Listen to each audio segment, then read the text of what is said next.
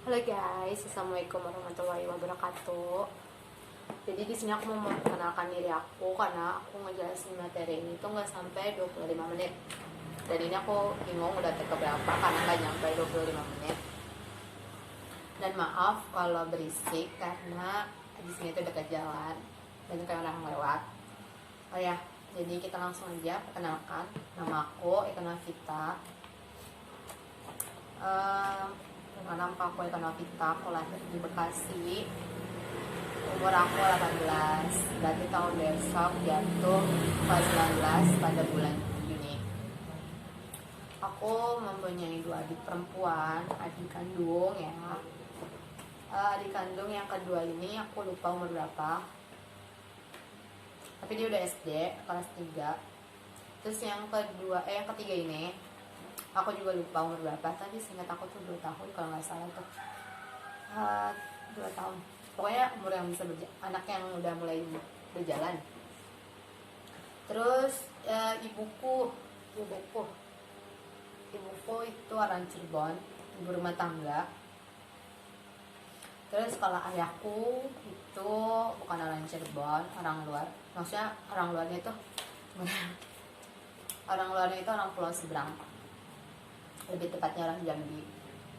Habis dari kayak gitu ayahku itu kerja di PT Kayu Permata, di karyawan swasta.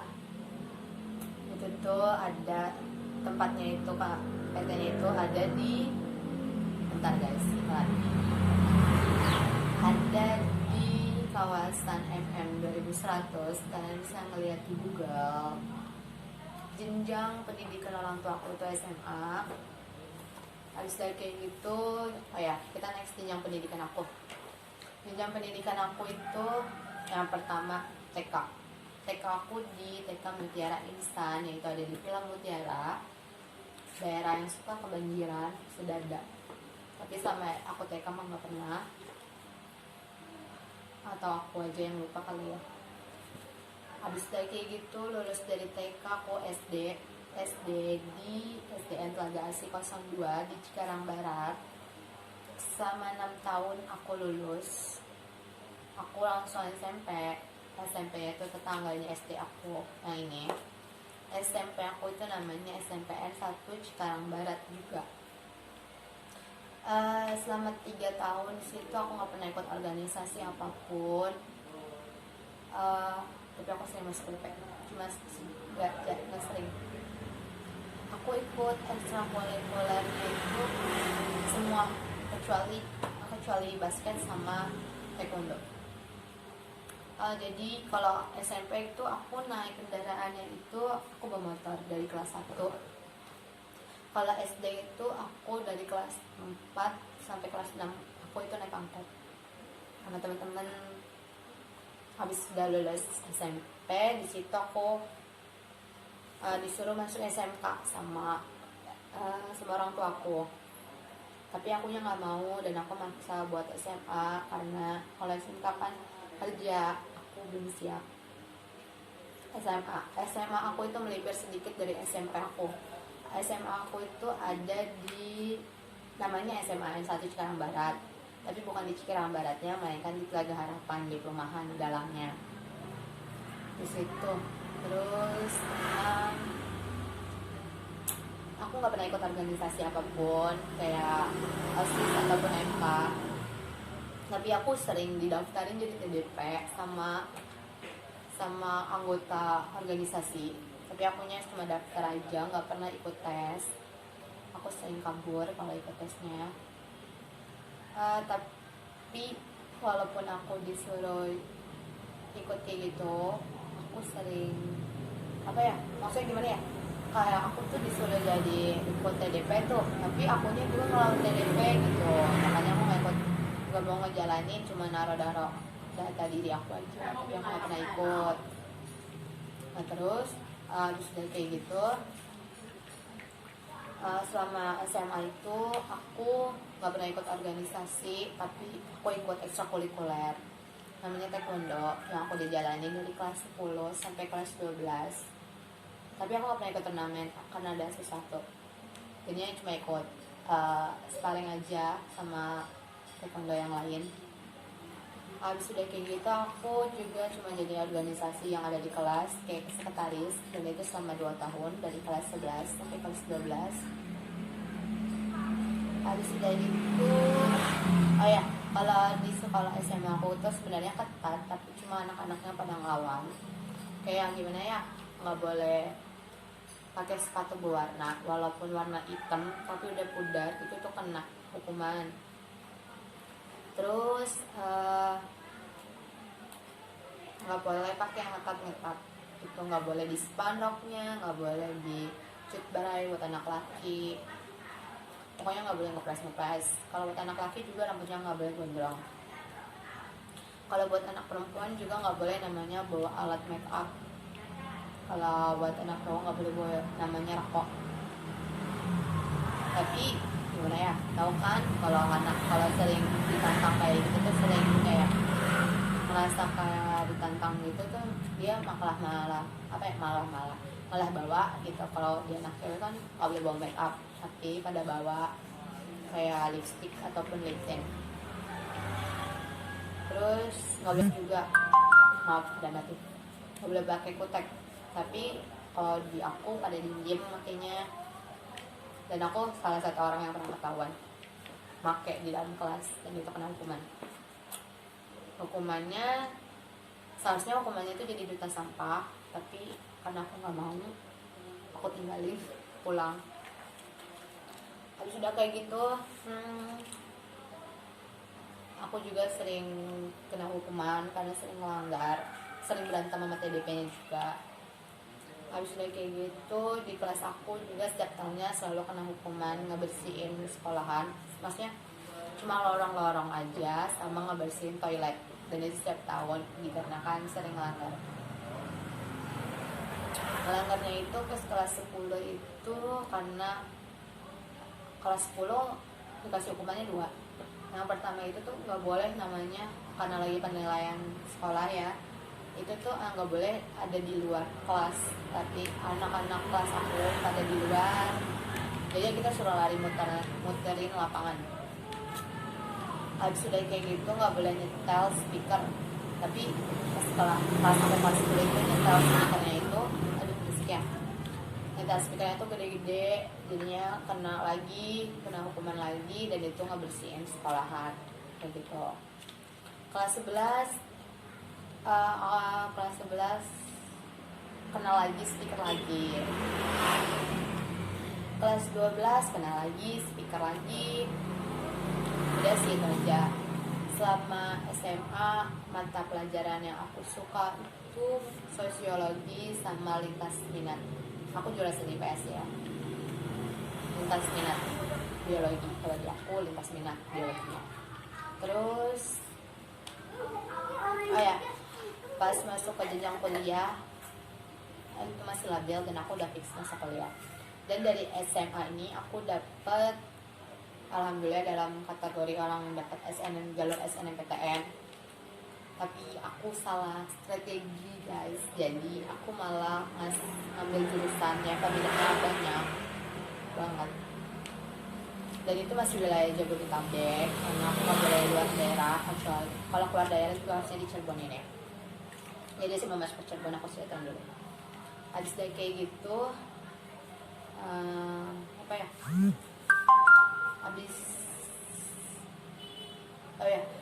ke Cirebon aku nggak dapat jalur SNMPTN, jalur SNMPTN aku nggak dapat, jalur SBM juga aku nggak dapat, tapi masih dalam universitas yang sama dan jurusan yang sama. Bodohnya diriku gak ganti jurusan. Habis udah kayak gitu gak dapat, aku cuti dulu, gak ikut tes apapun. Aku mikir kayak aku mau, sebenarnya ditawarin mau, kan karena hobi aku psikolog sama dokter, ditawarin kamu mau jadi bidan enggak gitu. Tapi karena aku gak suka bidan karena itu menyangkut nyawa. Ya walaupun kayak dokter kan dokternya kan aku bidan aja kan juga nggak berat. Kalau bidan kan kayak ngalamin kehamilan takutnya. Wallahu alam, maksudnya nggak selamat gitu. Jadi mikirnya situ takut juga. Psikologi aku juga nggak boleh karena dikira sama ibu aku tuh psikologi itu ngadain orang-orang gila. Gila guys, bayangin orang-orang gila padahal mah bukan. Cuma aku ngambilnya kan ada banyak, ada yang kalau dari kelas sekolahan tuh namanya jadi BP gitu, ada yang jadinya psikiater, ada banyak sebenarnya mah ya. Kalau dalam dunia kerja itu kalau psikologi itu bisa jadi HRD, ada banyak sebenarnya, kalian bisa searching sendiri. Terus aku dikasih tahu teman aku ada jalur UMPTKN. Jadi UMPTKN itu kayak SBM, jalur tes tulis juga. Terus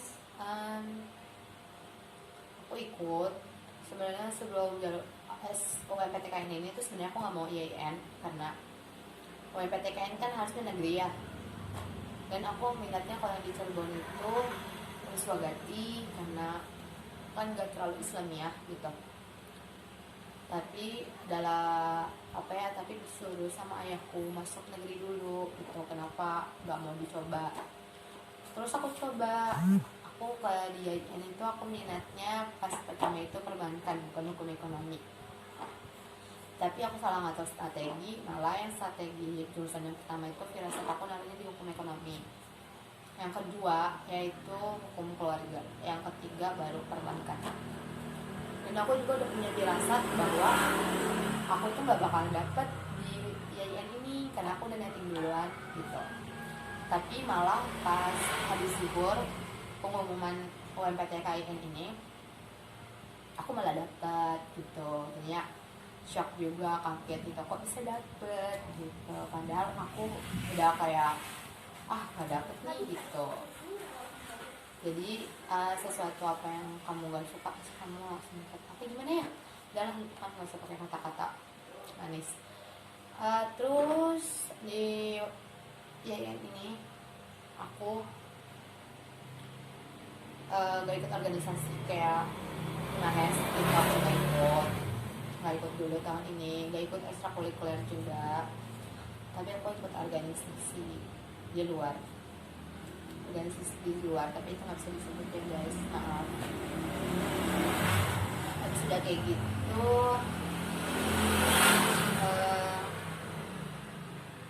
aku belum tahu nyaman di mana, di mata kuliah apa aku sukanya. Dan teman-teman aku baik-baik di IAIN ini, asik, friendly, royal ya, walaupun sedikit otaknya nyaring tingkahnya maksudnya. Habis dari kayak gitu lumayan ketat ya di IAIN. Aku udah baca tata ininya, buku panduannya. Nggak boleh pakai bajunya, juga nggak boleh pakai body, ngepres body, sama ada buat anak laki apa ya, aku lupa, pokoknya ada banyak. Terus kalau di sini aku tinggal sama orang tua dari ibuku. Di sini tuh banyak keluarga besar. Lebih tepatnya di Lemah Abang, Senang Laut. Jadi kalau kalian mau main sini nggak apa-apa, di Lewi Dinding sebelumnya. Kalau dari Lewi Dinding sebelumnya, tapi kalau dari depan aku desanya yang kedua sebelum Lewi Dinding. Pokoknya gitulah, aku bingung jelasinnya. Tidak dapat doa, belum dapat. Habis dari itu aku bingung mau jelasin apa guys. Ya walaupun teman-teman aku udah tahu semua muka-mukanya, tapi asik karena kita kan ada tes kayak kitab tuh kan kayak kayak video call gitu, ada yang meet, ada yang nge-zoom gitu. Pas nge-zoom kan pas video apa juga kan kelihatan muka-mukanya. Ya walaupun di teman kelas aku ada yang sering bertingkah, walaupun ada acara di meet sama dosen, dan aku gak mau nyebutin orangnya, pokoknya asik walaupun ya seperti itu, dia asik banyak. Udah ya segitu dulu kali ya, kita masuk ke materi kali. Oke, jadi itu aja perkenalan aku, maaf kalau nggak jelas, aku bingung harus menjelasin apa. Dadah. Halo guys, jadi aku balik lagi, jadi kurang 2 menit. Jadi aku mau kasih tahu sebelum masuk materi, aku udah cerita ya selesai tentang perkenalan aku. maaf kalau tambah gak jelas, karena aku bingung. Jadi aku di sini ngejelasin bagian A, dan yang sebelumnya itu dijelasin sama yang namanya Aji, dan yang B-nya dijelasin sama Caita. Jadi selamat menikmati. Udah, pasti nggak jelas banget. Jadi udah dapet 25 menit. Oke guys, jadi aku mau ngejelasin. See you. A. Pancasila sebagai nilai pengembangan ilmu mempunyai 2 poin. Yang pertama, konsep Pancasila sebagai dasar nilai pengembangan ilmu. Dan yang kedua, urgensi Pancasila sebagai dasar pengembangan ilmu. Halo guys, balik lagi. Ternyata aku belum dapat 25 menit. Di sini aku mau nyetain apa ya, teman-teman aku juga kali ya. Jadi di sana di Bekasi itu aku punya teman dekat. Walaupun banyak, tapi kan aku nggak semuanya dekat gitu. Jadi aku punya teman dekat namanya itu Adis, Putri, Maharani, Stella, Adam, dan Yael. Cuma 5 aja. Ada sih banyak, sisanya cowok, dan aku nggak terlalu nganggap dia. Bukan yang nggak terlalu nganggap sih, kayak nggak sering kumpul main bareng gitu. Maksudnya bukan kayak maksudnya main bareng, tapi aku nggak gampang kebuka sama mereka, kecuali sama 5 orang ini. Dah tuh, terus kayak gitu mereka deket sih sampai sekarang, belum lost kontak juga, sama yang lainnya juga belum, masih menjaga tali silaturahmi, komunikasi gitu. Terus mereka baik, dia selalu menolong aku kalau aku susah, kalau aku terkena bencana musibah, ada mereka guys. Karena tempat pertama yang aku minta pertolongan tuh pasti ke dia, ke 5 orang ini. Terus teman pertama di IAIN itu yang sekolah sama aku sebenarnya ada 3 deh yang masih dekat sampai sekarang, yaitu Nadia, Lela, sama siapa, lupa yang namanya, aku selalu agak nama panggil soalnya, sama si India. Tapi aku Nadianya pindah kelas, jadi aku bertiga aja. Jadi mereka teman pertama aku di IAIN. Nah terus dekat, jadi teman dekat. Habis udah gitu meet up pertama itu aku nggak ikut. Meet up keberapa sama kelas aku baru ikut.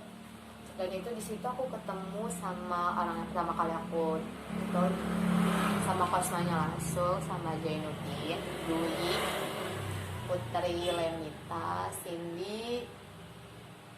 Sebelum ke anak kelas ini tuh aku udah pernah ketemu sama Habib. Ini ya, aku udah tahu Habib. Ada Habib, ada di situ.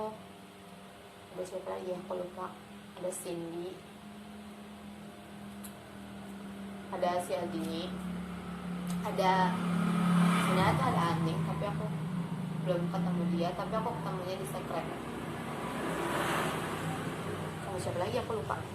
Dan baik, dia itu mereka itu baik-baik, royal, kayak langsung akrab gitu, langsung kayak sefrekuensi semuanya. Akunya ngerasa. Terus apa lagi ya, jadi teman sekarang, mungkin belum jadi musuh, jadi teman. Terus aku bingung, sama 8 menit ke depan ini aku cerita tentang teman. Apa lagi ya? Mereka jadi kenal dari mereka. Jadi kerjaannya jadi tahu, jadi suka gibah ternyata anak-anaknya. Ternyata aku kira sebelum masuk IAIN itu mereka semua itu teman-teman aku, nggak suka kayak gitu. Maksudnya anak-anak baik-baik gitu. Ternyata beda enggak ya guys. Tapi gibah itu pertama, kalau nggak gibah nggak enak rasanya. Ya iklan guys. Oke, dadah. Kayaknya udah dapat 25 menit. Poin pertama dari Pancasila sebagai nilai pengembangan ilmu yaitu konsep Pancasila sebagai dasar nilai pengembangan ilmu. Pengertian Pancasila sebagai dasar nilai pengembangan ilmu dapat mengacu pada beberapa jenis pemahaman. Yang pertama, bahwa setiap ilmu pengetahuan dan teknologi iptek yang dikembangkan di Indonesia haruslah tidak bertentangan dengan nilai-nilai yang terkandung dalam Pancasila. Yang kedua, bahwa setiap iptek yang dikembangkan di Indonesia harus menyertakan nilai-nilai Pancasila sebagai faktor internal pengembangan iptek itu sendiri. Yang ketiga, bahwa nilai-nilai Pancasila berperan sebagai rambu normatif bagi pengembangan iptek di Indonesia. Artinya, mampu mengendalikan iptek agar tidak keluar dari cara berpikir dan cara bertindak bangsa Indonesia. Yang keempat, bahwa setiap pengembangan iptek harus berakar dari budaya dan ideologi bangsa Indonesia sendiri, atau yang lebih dikenal dengan istilah indigenisasi ilmu atau mempribumian ilmu. Keempat, pengertian Pancasila sebagai dasar pengembangan ilmu sebagaimana dikemukakan di atas mengandung konsekuensi yang berbeda-beda. Pengertian pertama, bahwa iptek tidak bertentangan dengan nilai-nilai yang terkandung dalam Pancasila, mengandung asumsi bahwa iptek itu sendiri berkembang secara otonom, kemudian dalam perjalanannya dilakukan adaptasi dengan nilai-nilai Pancasila. Pengertian kedua yaitu bahwa setiap iptek yang dikembangkan di Indonesia harus menyertakan nilai-nilai Pancasila sebagai faktor internal, mengembangkan bahwa sejak awal perkembangan iptek sudah harus melibatkan nilai-nilai Pancasila. Namun, keterlibatan nilai-nilai Pancasila ada dalam posisi tarik ulur, yang artinya ilmuwan dapat mempertimbangkan sebatas yang mereka anggap layak untuk dilibatkan. Pengertian yang keempat yaitu yang menempatkan bahwa setiap perkembangan iptek harus berakar dari budaya dan ideologi bangsa Indonesia sendiri sebagai proses indigenisasi ilmu, mengandaikan bahwa Pancasila bukan hanya sebagai dasar nilai pengembangan ilmu, tetapi sudah menjadi paradigma ilmu yang berkembang di Indonesia. Untuk itu diperlukan penjabaran yang lebih rinci dari pembicaraan di kalangan intelektual Indonesia, sejauh mana nilai-nilai Pancasila selalu menjadi bahan pertimbangan bagi keputusan-keputusan ilmiah yang diambil. Poin kedua dari Pancasila sebagai nilai pengembangan ilmu yaitu urgensi Pancasila sebagai dasar nilai pengembangan ilmu. Pentingnya Pancasila sebagai dasar pengembangan ilmu dapat ditelusuri ke dalam hal-hal sebagai berikut. Yang pertama, pluralitas nilai yang berkembang dalam kehidupan bangsa Indonesia dewasa ini sering dengan kemajuan iptek menimbulkan perubahan dalam cara pandang manusia tentang kehidupan. Nah, yang kedua yaitu dampak negatif yang ditimbulkan kemajuan iptek terhadap lingkungan hidup berada dalam titik nadir yang membahayakan eksistensi hidup manusia yang akan datang. Nah, oleh karena itu diperlukan tuntunan moral bagi para ilmuwan dalam pengembangan iptek di Indonesia. Dan oleh karena itu diperlukan orientasi yang jelas untuk menyaring dan menangkal pengaruh nilai-nilai global yang tidak sesuai dengan nilai-nilai kepribadian bangsa Indonesia.